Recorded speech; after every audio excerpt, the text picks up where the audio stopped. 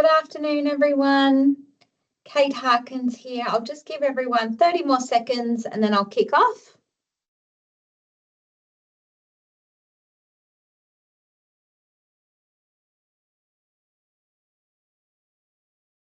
I think we've got about 30 people now. So, good afternoon. Thank you for joining us for this next webinar in our Reform series. My name is Kate Harkins. I'm the Director of the Multi-Purpose Service Program here in the Thin Markets branch of the department. The Thin Markets branch has responsibility for the MPSP, and I'm very happy to be hosting today's webinar. I'm joined today by Assistant Director Tanya Clancy, who I'm sure a lot of you know from her work with the reforms. She'll be speaking to agenda item 4 later today. To start today, I'd like to acknowledge the traditional owners of the lands on which we're meeting, all across all of Australia, where we live, learn and work. I'd like to pay my genuine and heartfelt respects to elders past and present. I recognise their resilience and their strength and their rich contribution to society. I also extend my special respect to any Aboriginal and Torres Strait Islander people joining us today.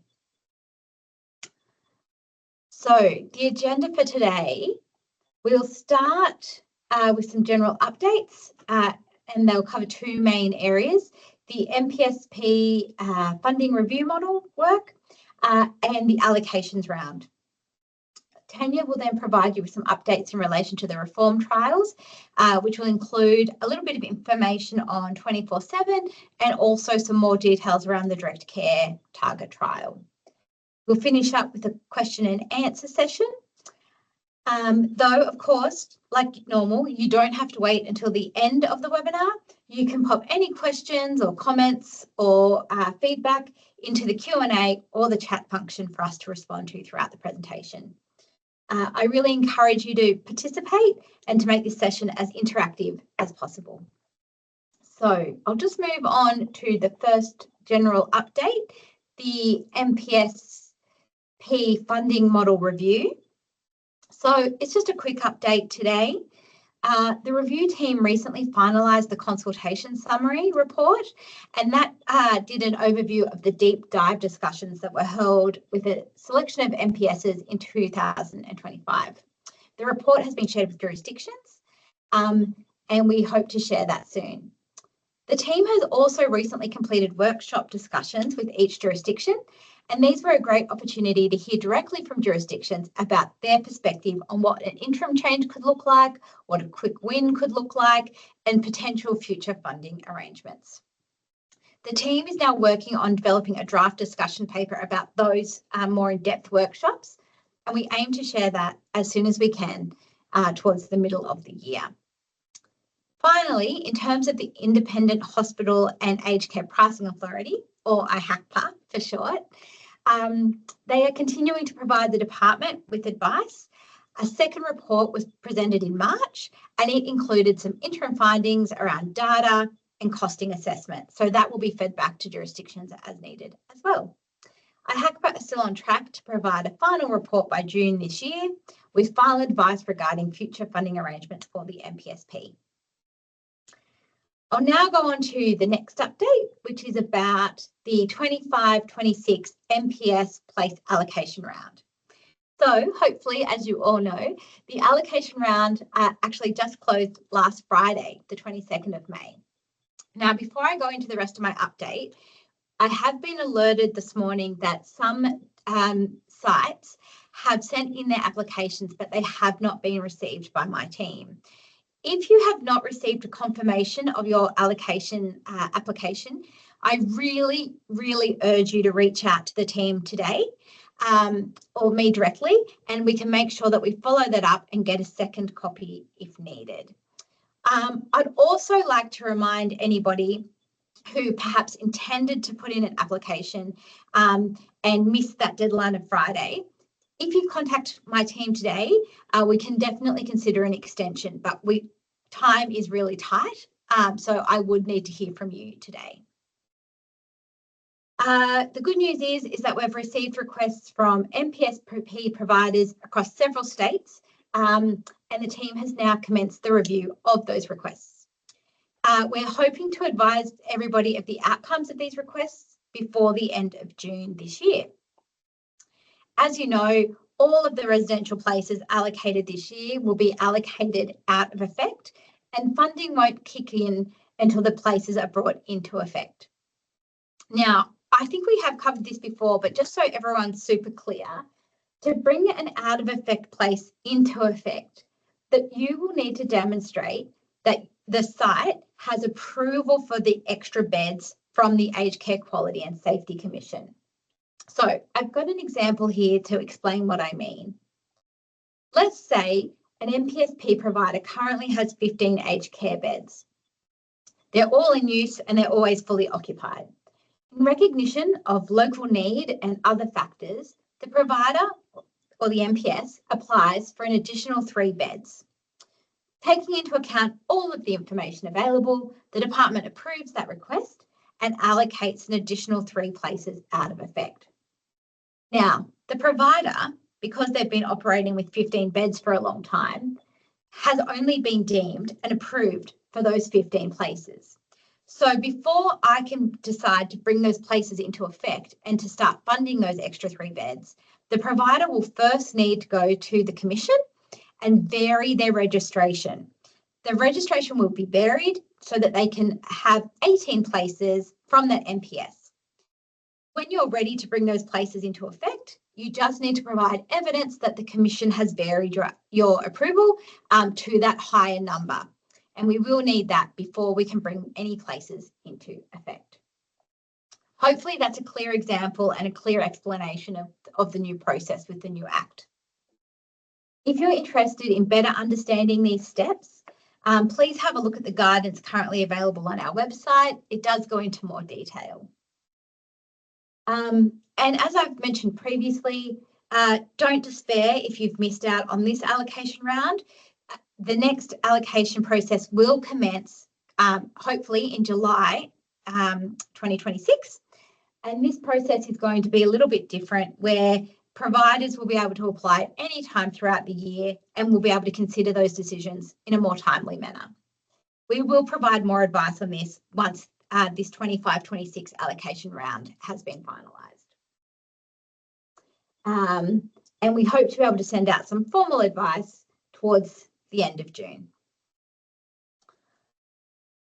I'll just pause there. I can't see any questions or comments coming in, so I'll hand over to Tanya. Thanks, Tanya. Thank you, Kate, and good afternoon, everybody. So today I will walk you through where we're up to with implementation of 24/7 RN obligation, and then finish with an update of the proposed full trial of direct care targets for the MPSP. So firstly, we have completed the final month of 24/7 RN trial reporting for the month of April. We are still waiting for a few reports, so if you know that your reports have not yet been submitted, if you can please action at your earliest convenience. And we note that compliance continues to be high. So the focus now is to shift towards implementation from 1 July 2026. Legislation, mainstream resources and exemption forms have been updated to include the MPSP and can be located on the department's website. And importantly, we would just like to really thank you all for your ongoing engagement and reporting during the trial period. It's a really big achievement, and you know, we're really pleased that we finalised a key major reform in the program, and we certainly obviously couldn't have done it without your assistance, so thank you very much. As flagged previously, legislation was updated in April to introduce the 24/7 RN obligation into the MPSP from 1 July 2026. So from 1 July, the obligation will apply to all MPS providers, and if any exemptions have been sought, they will come into effect from that date. So the first reporting month under legislation will be in October, with reports to be submitted in November. Now, it is planned that this will be done via GPMS, as the team has been working behind the scenes to turn this function on for MPS providers in the system, and we'll keep you updated on that. So re-exemptions, we did distribute an email to all MPS providers and working group members to ask that any members that wish to apply for an exemption to please do so between now and July, when the obligation commences. Exemptions and criteria align with mainstream residential aged care, meaning you must be in MM5 to 7 based on 2023 classifications, have no more than 30 operational beds on the day that a decision is made, and the exemption may be granted for up to 12 months. But important to note that providers must still submit monthly reporting, even if they do an exemption. And providers must take reasonable steps to ensure that the care needs of aged care clients will be met during the exemption. Another thing to note is that the Australian Commission for Quality and Safety, Aged Care Quality and Safety Commission may visit the MPS before an exemption is granted to ensure that processes are in place to support this. We encourage any MPS who do wish to apply for an exemption to the 24/7 RN obligation to email our reforms inbox ASP. And we have had a couple of emails, so we'll be reaching back out to those people. Thank you. So provider support. So once we can confirm that the functionality is switched on for MPS providers to report in GPMS, we do plan to hold an instructional webinar with the GPMS team to do a run through of the process. At the same webinar, we're also planning to have a representative from the Aged Care Quality and Safety Commission as well to discuss the process regarding regulation of the 24/7 RN obligation and how they will manage any MPS providers who have been approved for an exemption. So now I'll shift to the direct care targets in the MPSP. So this is just an early update to outline the context, proposed approach and next steps with further detail to come as the work progresses. So just as an update by way of context, direct care minutes form part of the Australian Government's broader aged care reform agenda following the Royal Commission. And as you're probably aware, these requirements are already in place for mainstream residential aged care and the National Aboriginal and Torres Strait Islander Flexible Aged Care Program. However, the MPSP does operate differently. With MPS services offering care across integrated health and aged care settings with shared workforces and different funding arrangements. So we're very cognizant of the fact that a tailored approach is needed. To support some early understanding, some initial work has already been undertaken, including ANAC-related analysis and time in motion activities in participating services. Building on this, the MPSP working group has agreed to proceed to a full trial from 1 October 2026 with the 215 care minute funding level applying from 1 January 2027. And the intent of the trial is to better understand what works in an MPSP context and what is practical for services.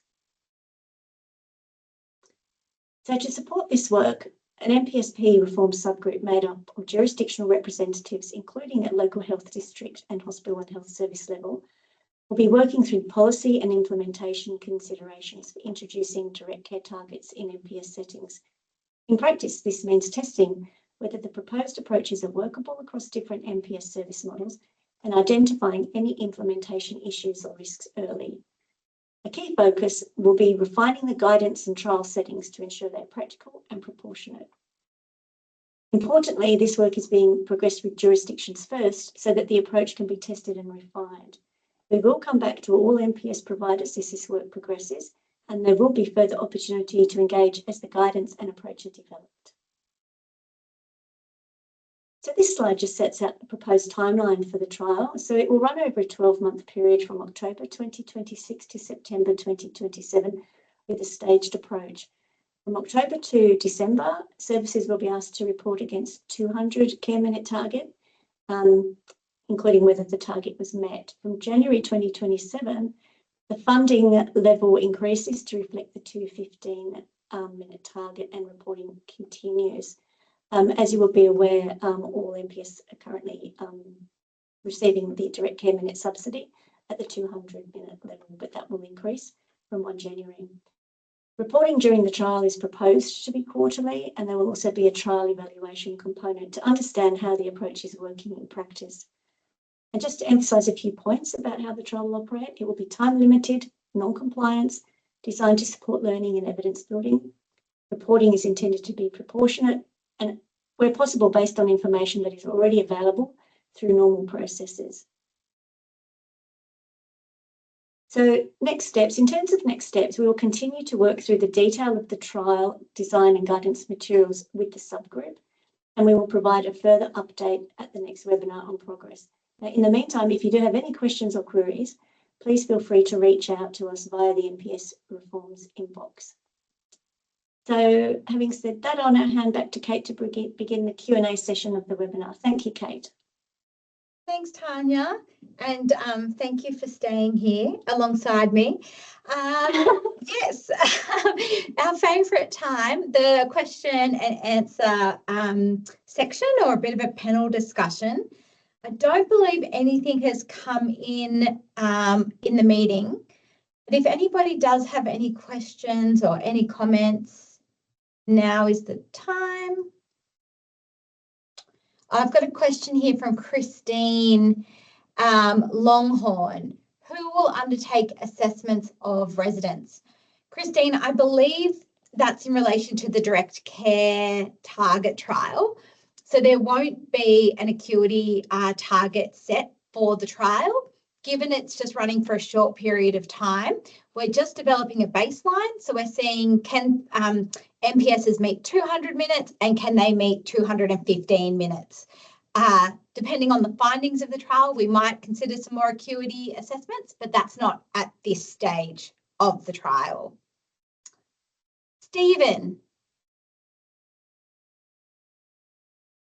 I'm not sure that the webinar lets you speak. You might need to type a comment or a question. Apologies. Just wait for Stephen to pop something into the chat. Oh, great. A thumbs up. Kate, I'll just go to you while Stephen's typing. Kate Gillian, I'm wondering if there is an aged care gap analysis tool for organisations to use. Kate, I'm not entirely sure what kind of gap analysis. I know there are definitely a lot of checklists in terms of regulation and compliance available on the Aged Care Quality and Safety Commission website. There was a lot prepared in terms of the transition to the new Act that might be helpful in that regard. So I would suggest that you start there. Tanya, did you have anything else we could add for Kate? No, not at this stage, Kate, but I mean, we can certainly have a look and get back to you. Yeah. The other, if your question was more about the MPSP, Kate, the policy manual is the best place to start for detailed information, and that's available on our website, not the Commission's website. Okay, Monique Horn from New South Wales. Regarding the MPSP tripartite agreements, when will the Commonwealth be sending out the 26-27 agreements to providers? So there are very, very few MPSs that need a new agreement for 26-27 because most of the agreements that were done after the new Act were for 3 years. So there's only 1 or 2 that need a new agreement signed before October this year. If it's more about information about the payments, I understand that will be coming out more closer towards the end of the financial year. Oh, yeah, I've got a dot here. Hopefully this is Stephen. Will there be a standardised tool for that care minute targets? So Stephen, Tanya, I might let you take that one. Yeah. So Stephen, what we have done is we have developed a tool which can identify or calculate the number of direct care minutes based on the number of hours that a service identifies that their staff have been providing direct care. In our subgroup meeting earlier this week, some jurisdictions already have some tools in place.